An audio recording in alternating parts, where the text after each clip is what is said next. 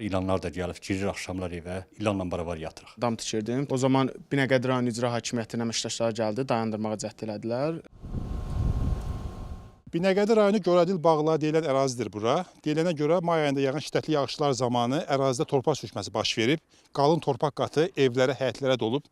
Amma vətəndaşlar deyir ki, bu müddət ərzində dövlət qurumlarından, müvafiq dövlət qurumlarından əraziyə gələn bir tədbir görən olmayıb.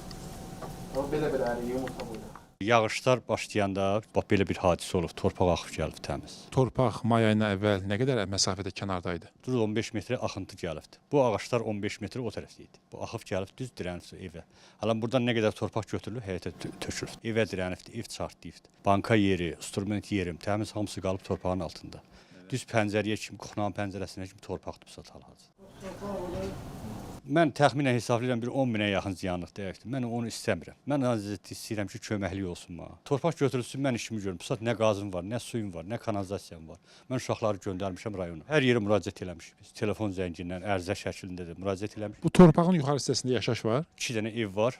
Onlar da deyirlər ki, götürülməsin, bizim altımız axır. Mən burada paya tikirdim, yəni dam tikirdim, təsərrüfatımı saxlamaq məqsədi ilə. O zaman Binəqədi rayon icra hakimiyyətinə əməkdaşlar gəldi, dayandırmağa cəhd elədilər.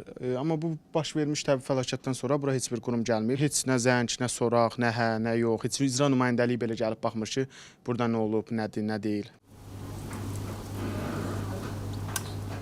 O torpaqla beraber ilanlar da gəlib, girir axşamlar evə, evdə barabar, ev ilanla barabar yatırıq. Ona görə də mən uşaqları göndərmişəm Gürcüstana. Torpaq götürülsün ki, ilanlar da çəksin, əl çəksin bu evdə.